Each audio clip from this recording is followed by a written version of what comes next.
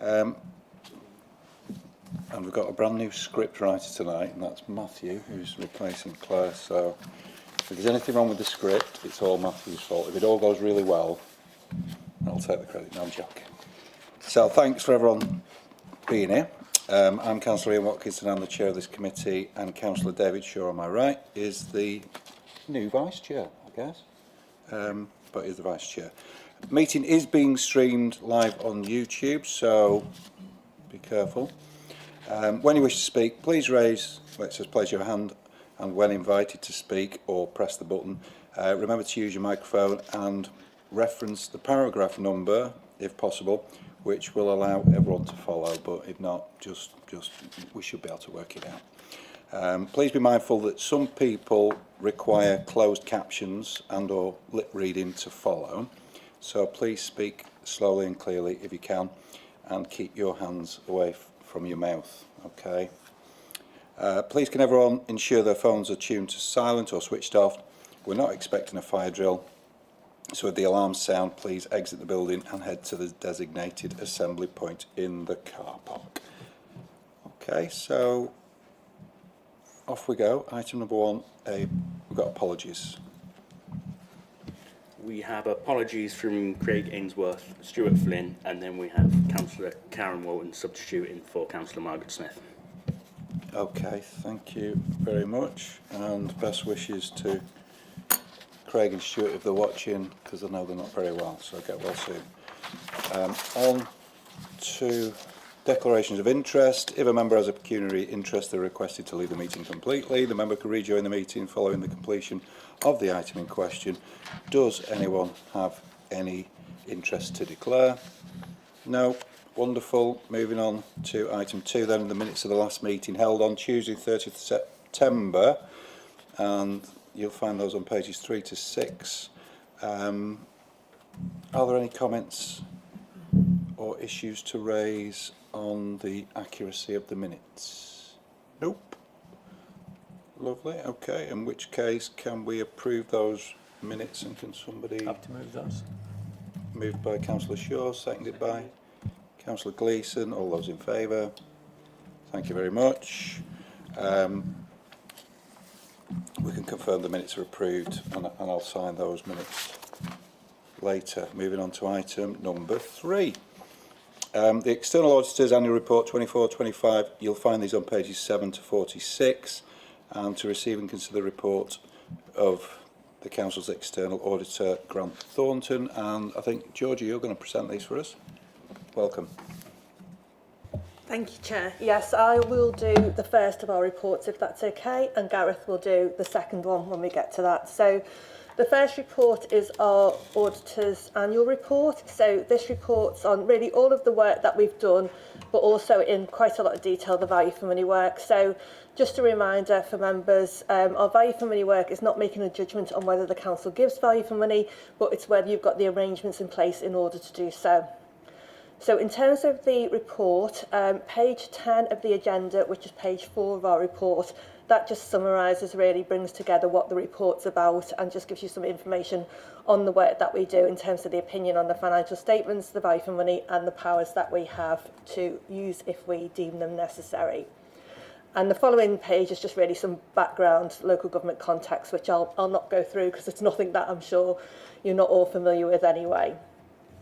So really the key part of the report starts on page 7, which is page 13 of the agenda, and that just gives you a summary of the findings of last year, our risk assessment for 24-5, which is the year in question, and the outcome of our assessment of your arrangements. So as you can see, the good news is there's no red there, so no significant weaknesses in arrangements. So we do have amber across the board, but that's really because we've made some improvement recommendations. So just for context, improvement recommendations are really kind of good practice. So there's nothing actually missing from your arrangements. They're perfectly adequate, but actually these improvement recommendations are things that you could consider implementing just to kind of really get that good practice across the kind of council arrangements. So really a very positive report. And also, you know, really probably quite rare these days not to have a significant weakness around financial sustainability. A lot of kind of organisations have got that in. So, you know, as I say, quite a positive report. The next page kind of goes through each of the areas, just in brief, kind of the headlines from each area we look at. So that's financial sustainability, governance and improving economy, efficiency and effectiveness. And it just summarises the outcomes of the work, which are then followed on in more detail on the next pages of the report. Just before that, we do kind of set out a little bit about our opinion and our other responsibilities. I'm not going to go into that in detail because our next report really covers our work on the financial statements, so we'll go into that in more detail at that point. So just then moving on to page 21 of the agenda, which is 15 of the report. So from there onwards, you see the more detailed commentary on each of those areas.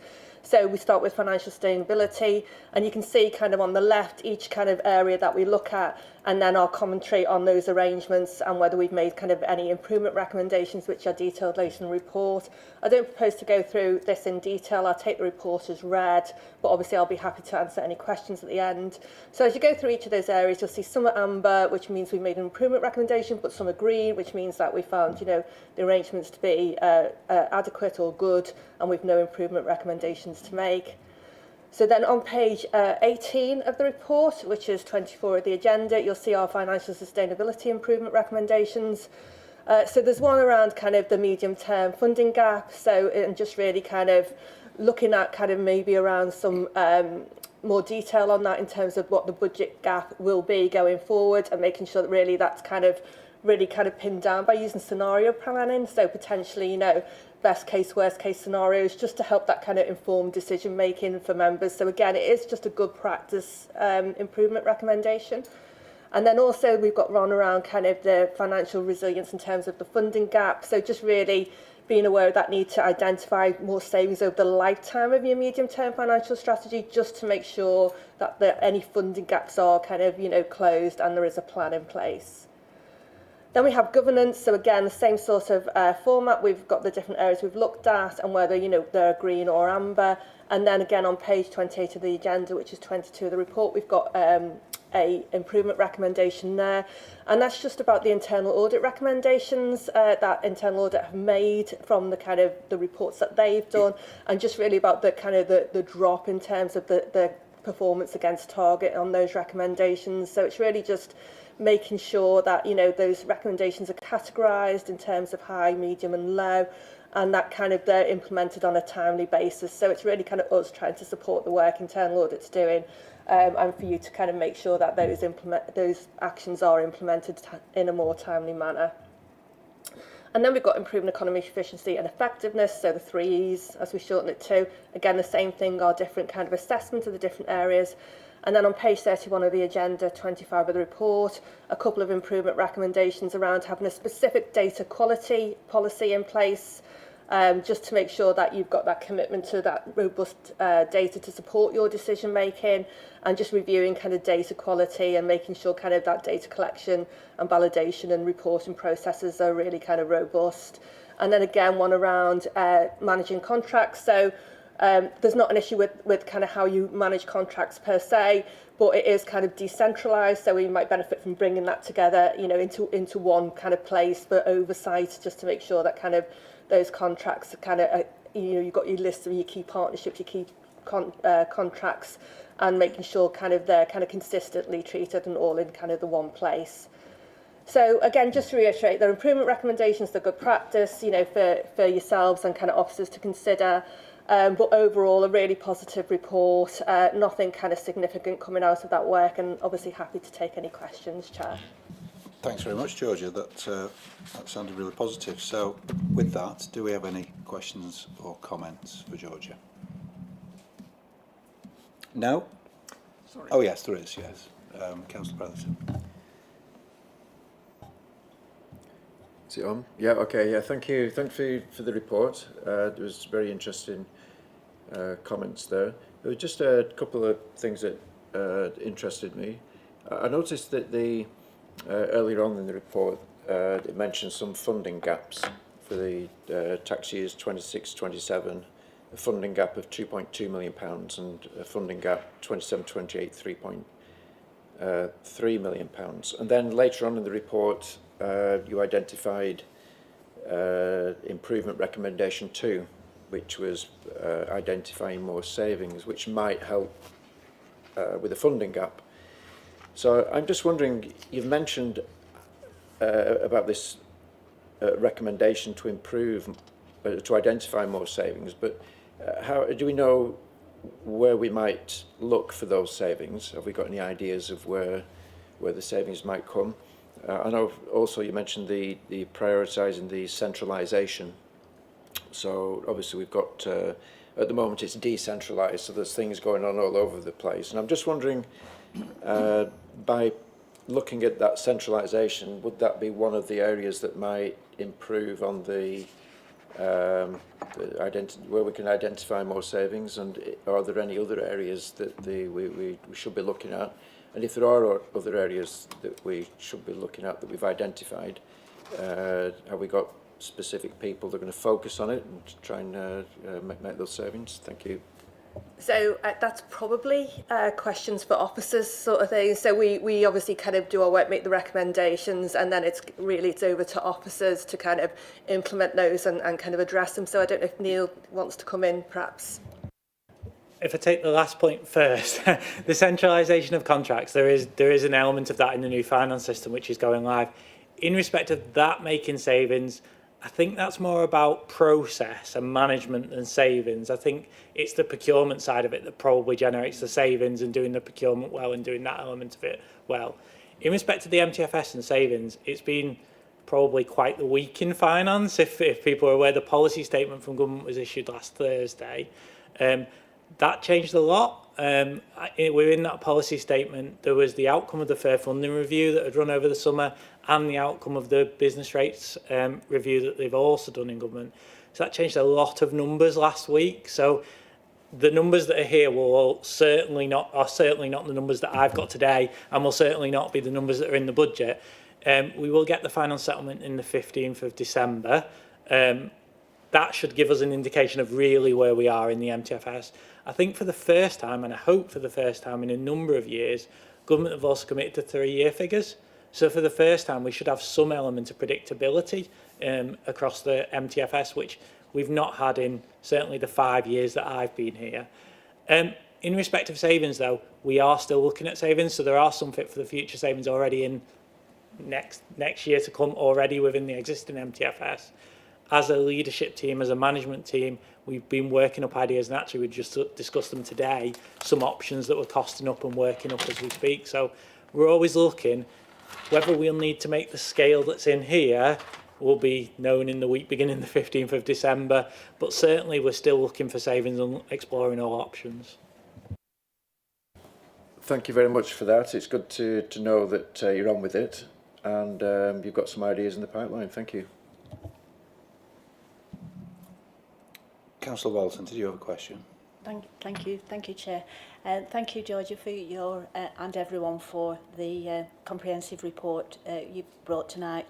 My question is on page 21 and again on page 24 concerning the again the funding gap which is predicted that we are going to realise over the next couple of years, and uncertainty of the business rate pooling arrangements.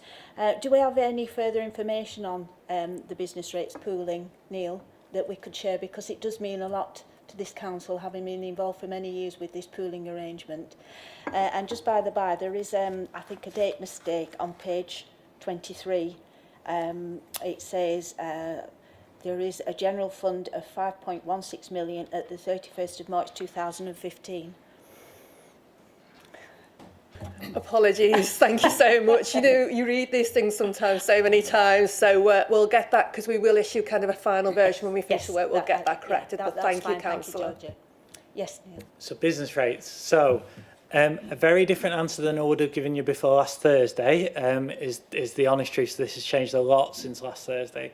So in respect of the Lancashire business rates pool, which is where we've seen our significant growth, that is all but redundant now based upon the changes that have come from government.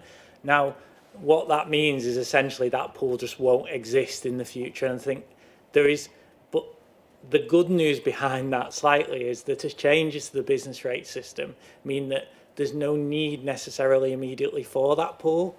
So there's a couple of things that came out in the policy statement on business rates.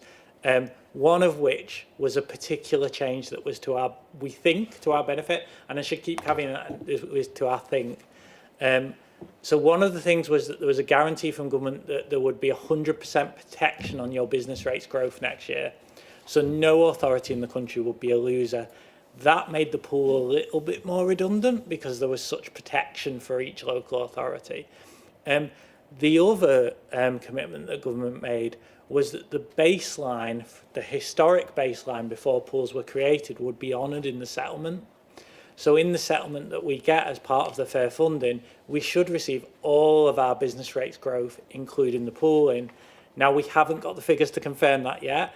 They don't know how much that sum was worth to us because they don't have the pooling numbers, so they've calculated it. So we await to see what that number is, but it sounded like positive news. Alongside that as well, there was a suggestion of transition funding. So there is an element of protection within there that they will protect, one, our levels to 95% of our current year levels. And beyond that, a business rates transition protection. The government is still committed to redistributing the income that's generated by business rates and council tax to a certain extent across the country on a deprivation basis. But certainly there is greater transition in here than there was in the original consultation. So absolutely changed. I don't think it's necessarily all bad news from last week, but until that week commencing the 15th, and it is week commencing, they haven't confirmed a date yet, we'll not know for certain what the actual outcome of that is. Thank you, Neil, for explaining that, because it is a big amount of income for our council, isn't it? And the loss of it would have a real detrimental effect on finance, wouldn't it? Thank you. Okay, thanks very much. Any other questions or comments? Councillor Gleeson. Thank you. It's just a quick question really. On page 14 there's a mention of an underspend of 710,000, and then it's mentioned again on page 156 where it says 510,000 is transferred to the reserve for short life operational assets. How did this underspend come about, and just a quick explanation what the short life assets are, please? So in terms of the explanation of how the underspend came about, the Cabinet report in June gives all the detail of the underspend, and I'm not going to every line, but in terms of one of the biggest factors in that was investment income. Interest rates were higher. We generated significantly more on our investment income, and I'm looking at all over here, but certainly that was one of the biggest variances that created that amount. In terms of short life operational assets, one of the things that the council has done here traditionally is tried to spend money in its capital programme from revenue where that asset has a short life, for example, a vehicle that might have a 5-year asset life.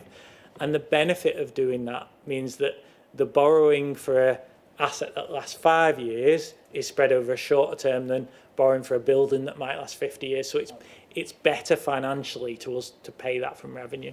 Okay, thank you. Thanks very much. I think that brings us to the end of this item then, and the reports for noting. So thanks very much, Georgie, for presenting that, and thanks for those questions and comments. So we can move on to the external auditor's findings report. And is it you again, Georgie, or are you going to swap to Gareth for this one? Yeah, I'll There you take go. that. Thank you. Thanks very much. Thank you, Chair. So the report that you've got before you this evening is our audit findings report. This summarises the sort of key issues that have come out of our audit of your financial statements for 24-20-25. It's quite a detailed report, so you'll be hopefully pleased to know I won't necessarily go through every page and every paragraph, but I'll go through the key sort of salient points, and then happy to take any questions that members might have. So if I could perhaps draw your attention to page 52 and 53, where we highlight there that the audit is substantially complete, subject to a few of those bullet points that we highlight there. We've got some areas that we are sort of concluding and finalising at the moment.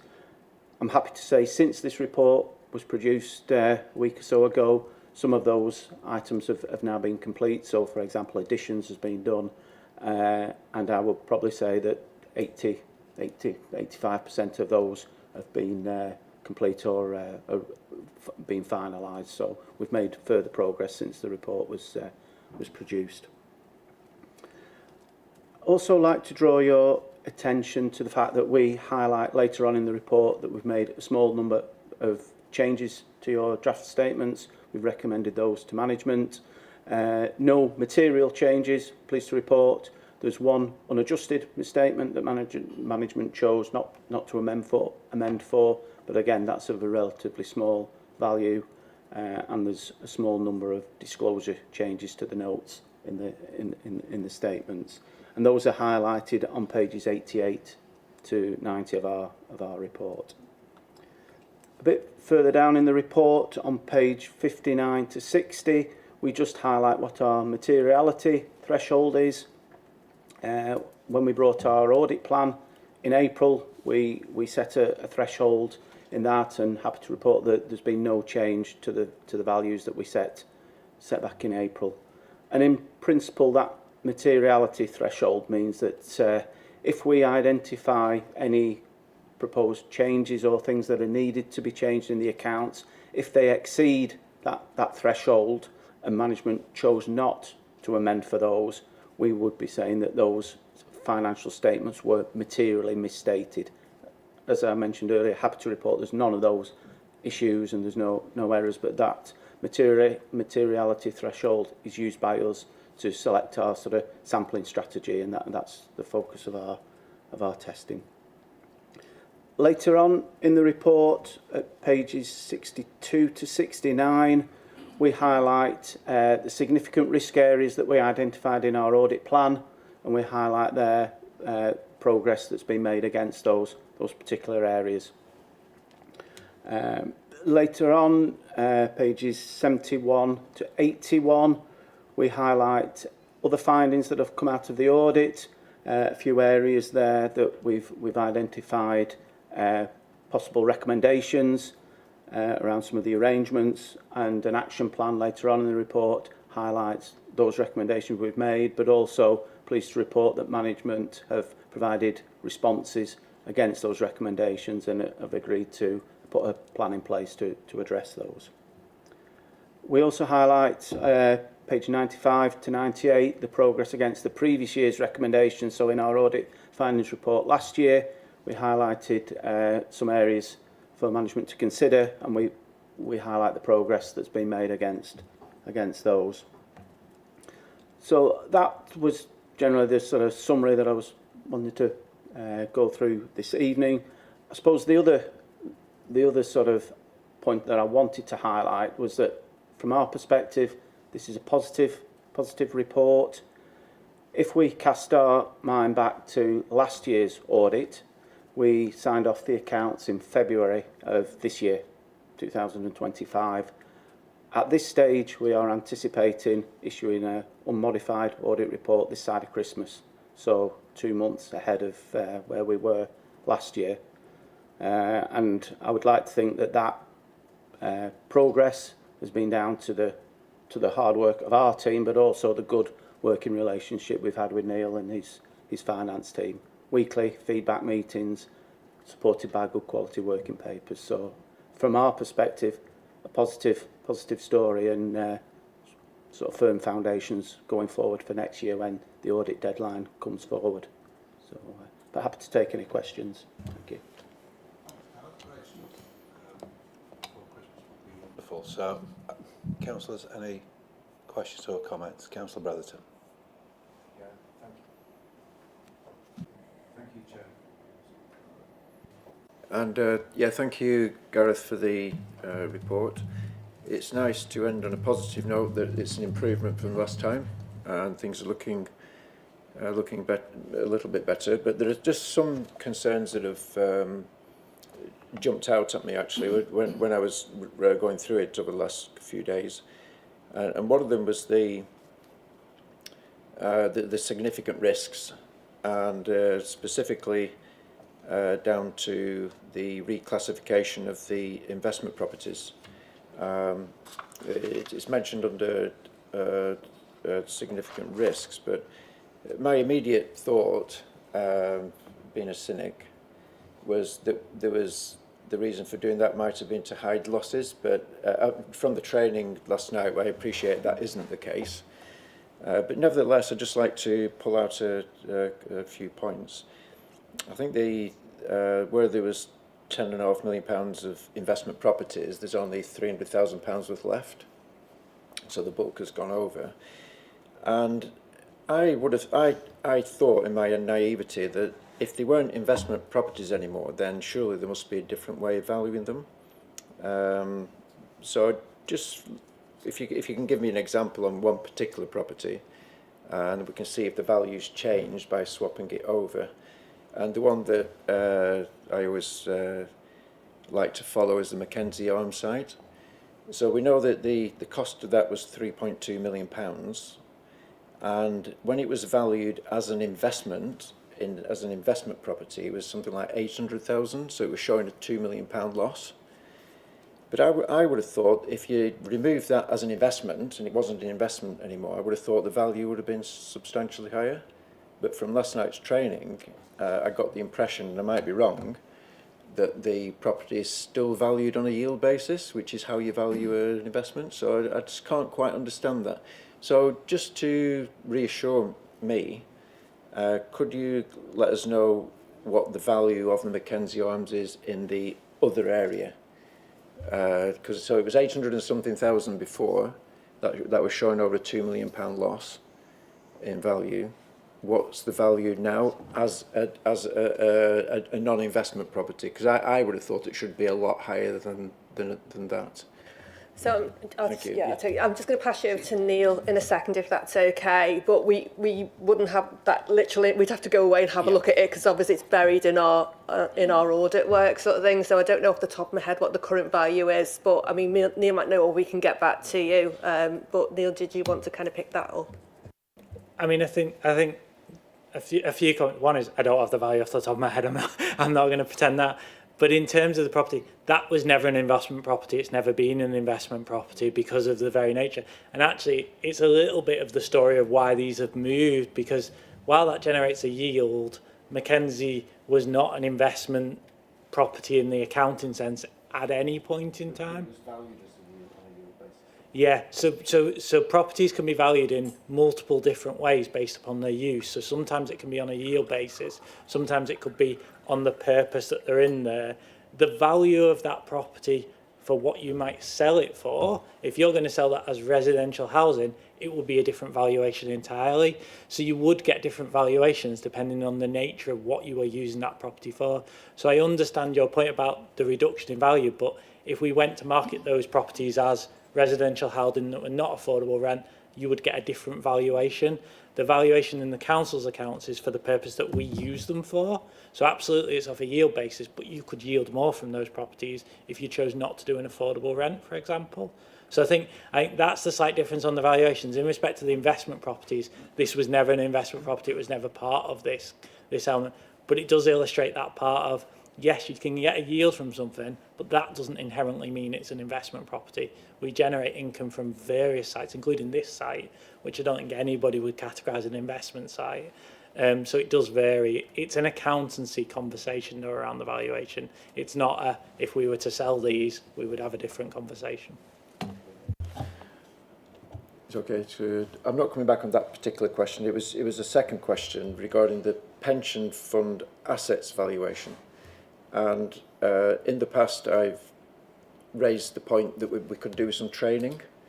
It'd be very helpful for us if the fund managers actually gave the governance committee some training on how the investment, how is the fund invested, where is the money?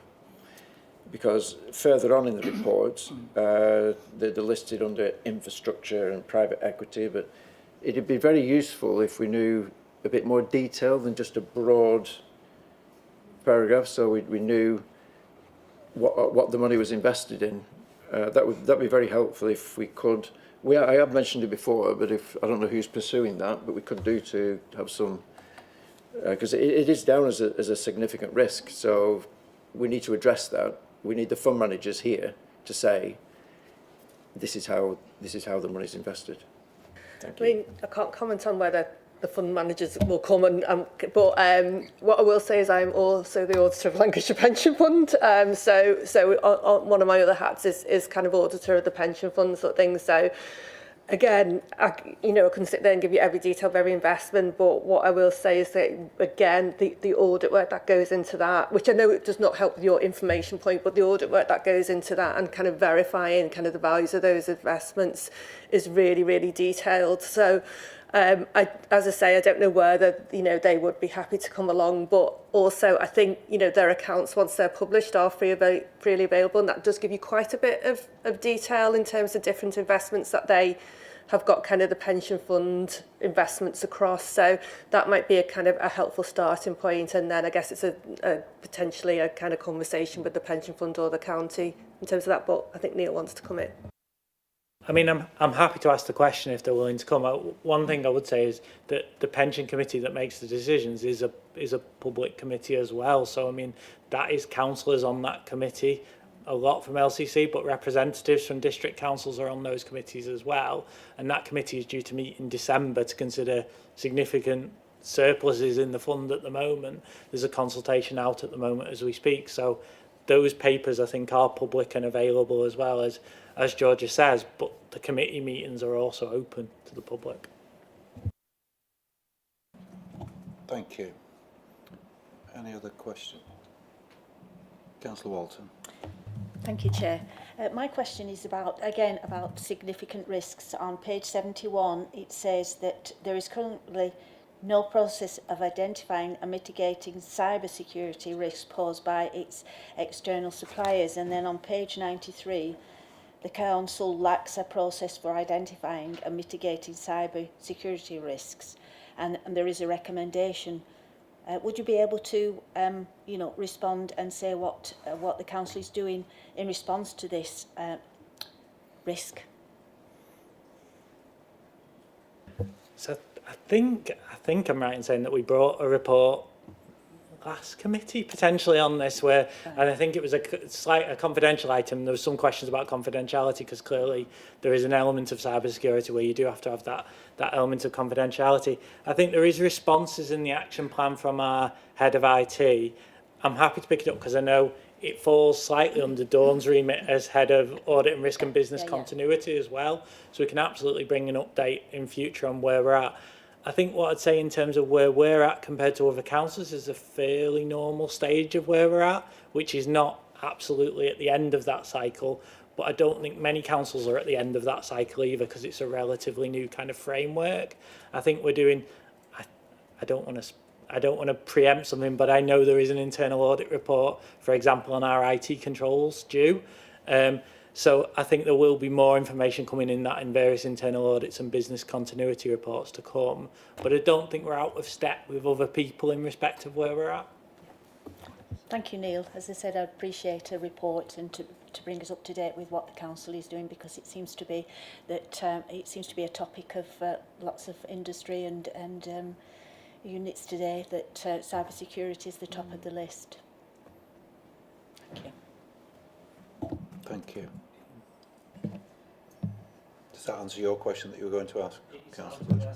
Much the same question, yeah, just to make sure that we are covered.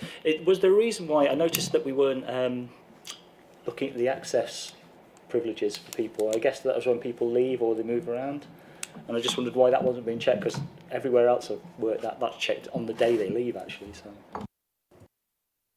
So I think I'm right in saying, and I'll look across there in case I'm saying, I think leavers were being checked. I don't think it was about leavers. I think it was where potentially people had changed roles and maybe that element wasn't being checked fully. But I think in respect of leavers, I think we were fairly clear that once somebody went, access was removed. Thanks for that. And Councillor Shaw? Thank you, Chair. Just out of my own curiosity, I think, page 73, what would constitute a significant transaction? I mean, I know what the materiality levels are, but what actually would be? You say there are no significant transactions. We've had some whacking big assets in the last few years. I just wondered.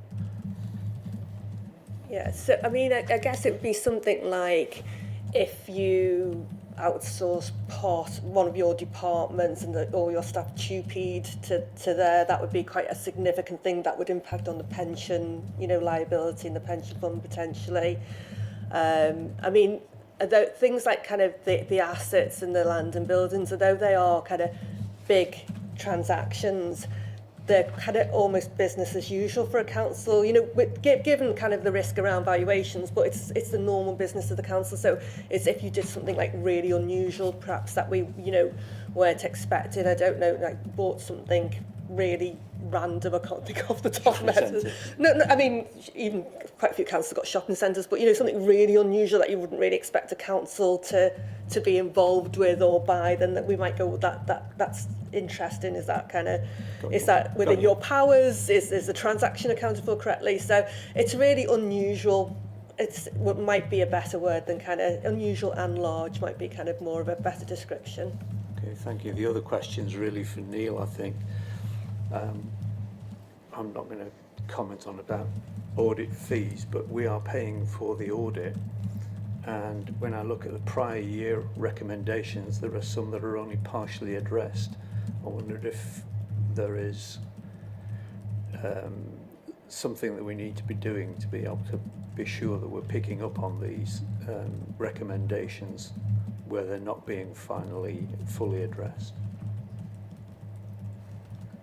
So in respect to picking up the audit recommendations, Dawn, as part of her role, will routinely do that. Some are within our gift to sort. Some are more difficult or take a longer term systemic change to make the full kind of recommendation take place. So I haven't got the page numbers of the ones that are partially in place to give an example, unfortunately. 96 and 97. 96. Because we do routinely review the audit actions that have come. Yeah, so in respect to the first one, in respect of journals, that is something that's been picked up for a number of years, and I know members of the committee have asked various questions about that over the years. We are trying to address that in our new finance system. So it's partly an element of the old finance system. The new finance system should be going live on the 1st of April 2026. As a result, we should be able to address that action. It's not something that's easy before then with the limitations of the systems that we've got. I think in terms of debtors, that says partially addressed, again, this is about we addressed one element of it, and then this year in the audit another element was found. So while it's partially addressed, yes, it was, the specific issue is addressed, but another issue is identified. So there's still an element of clearly extra work within the team we need to do. And then I'm looking for, I think that's it. I think they're the only two, aren't they? Yeah. I think in respect of debtors, some of that is about a kind of learning exercise of extra controls we can put in place. But I think we did try to address the issue last year. It was just another issue then popped up as a result of it.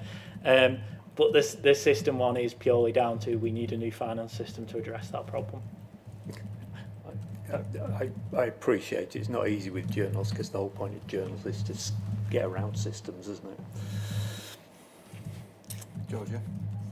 Just on that as well, if it gives you kind of any comfort, we do a lot of testing of journals as well. So we look at kind of the process, we walk through the controls to see if they're operating as we expect, and then we test quite a number of journals as well to make sure they're authorised correctly, they're posted correctly, and this is where some of these issues are found. But at the same time, whilst reporting them, and they are kind of issues that we would expect to be addressed, we have got enough assurance from all of the work we do that we're able to say that we don't think there has been any there's no management override of controls that we have observed from our testing. So we do still do a lot of testing around journals, so hopefully that kind of gives some reassurance as well. Okay, Councillor Gleeson. Thank you. It's just a quick question around the cybersecurity and the potential issues that we might have, and I know they're being looked into. Do the council currently have any cyber attack insurance, or have we considered it and just thrown it away, or is it not something we've even want to discuss? I think if Dawn was here, it would be very much something we don't really want to discuss, and that are the elements of confidentiality there, because clearly there are implications for conversations about that as to where it affects the council. But absolutely, we can bring forward a report as requested, and we'll give some kind of updates confidentially. Okay. Thank you. I think that brings us to the end of this item. So thanks very much, Gareth. Thanks, Georgia, and for Chelsea for coming along as well. this is just a note. So no decision to be made on that one, but will be for the next one. So moving on to item number 5, statement of accounts for 24-25 and letter of representation. And Neil is going to present this. Thanks, Neil. So we're going to present to you now the statement of accounts that we just talked about in terms of the audit. So it does feel sometimes a little bit the wrong way around, but I think it probably is right. So I think all members have attended some element of training either last night or tonight. So we went through kind of the key statements, the key impacts, the key changes, the big movements, and tried to articulate that. Again, happy to take questions on any element of the statement of accounts. I'm very conscious that it's a very long document and there is a lot of figures in there, hence why more of my team are here if you ask the technical questions. In respect to tonight, what we're asking the committee to do is approve the statement of accounts as is, subject to there being no significant or material changes. Now, clearly, if there are any material changes, that will come back to committee for approval. At the minute, we don't foresee that, but absolutely we would bring that back in that case, and to delegate the authority to myself in conjunction with the chair to make any kind of minor amendments that need to be made. And as we said, there are a few queries outstanding. Again, don't foresee significant changes, but if there was a material change, we would bring it back. And it is just to authorise to sign. There's 3 elements to the statement of accounts. There's a statement of accounts which includes the narrative report and all the detailed tables. There is within there the annual governance statement, which we also provide as part of the statement of accounts process, and the letter of representation, which essentially says we commit that we've fulfilled our duties as the council in this audit and committed to that. I don't plan on talking through the statements again. I'm happy to talk through any kind of questions or queries upon it, but I'll leave it there otherwise. Thanks, Neil. So until we get to those 4 actions that we need to approve, questions? Councillor Bretherton. Thank you for that report. I'm just going back to the local government pension scheme again. And the reason why over the last few years I've been raising concerns about the pension fund is there were certain areas of it that seemed to be performing exceptionally well against what the markets were showing. But it's very pleasing to see that this latest report actually reflects a truer, what I call a truer market-related reaction, in that if you look at the infrastructure, which is a bit I've always been concerned about, the infrastructure assets have actually gone down 11%, down £2 million. And the private equity, which is the other concern I had about the pension fund, that's actually gone down 17%. But in previous years, they've actually been rising against the market. So it's good to see that they've actually sort of performing of what I thought they should be. But this is the reason why I've been raising concerns for the last few years and why we could do with some training, because infrastructure and private equity are considered quite risky, and we'd like to know where it is. And if you top those two, where it's invested in, if you top those 2 figures up, you're looking at over 20% of the fund is in sort of fairly risky stuff. And now it's showing that there has been significant losses in that area compared to previous years. But again, some reassurance from the fund manager or the committee. But I've asked committee members at the committee to ask the questions, but they haven't really got any proper answers. So, thank you. I was just going to initially comment again, because I've got my auditor of the pension fund hat on. They do kind of spread their investments as well, you know, across kind of various kind of risk categories. And for example, you know, in terms of kind of the way they report them in the accounts, there's level 1, 2 and 3. And the work that we do as the auditor increases as that level of kind of, not really risk, but kind of how you value those investments, like varies sort of things. So like level 1 is when there's freely available, you know, or they're quoted on the stock market, it's easy to value. Yeah. Level 2 when there's similar things, but not that, you know, and level 3 where you kind of it's more of a kind of a judgment. So there's a lot of work kind of goes into kind of, you know, the figures that go into the pension fund accounts in terms of those different investments. But again, I'll pass over to Neil to comment as well.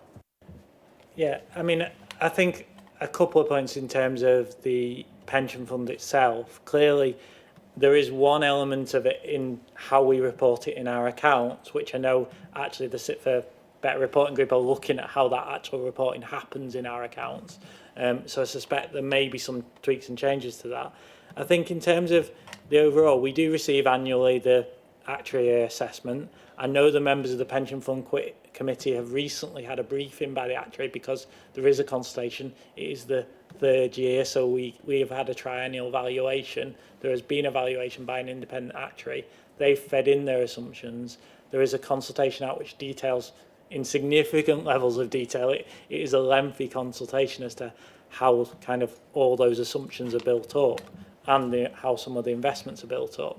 I think within those consultations, there will be a clear conversation that the fund is in a significant surplus and has been in a significant surplus for a number of years. The feedback that we're getting is contribution rates will reduce, but clearly that's a committee decision in December. I think for us as a council, and in terms of how it impacts our accounts, because fundamentally we don't see the transactions hitting us in day-to-day other than our employer contributions, actually the impact on the council's day-to-day business is relatively limited. Absolutely there's a risk there in the future of whether those pensions liabilities are significant enough, but given the funds in such a significant surplus, and they are making measures to make even further levels of prudence and build in further safeguards to that, I don't think for us as a council it's a significant, certainly not a significant risk at the moment.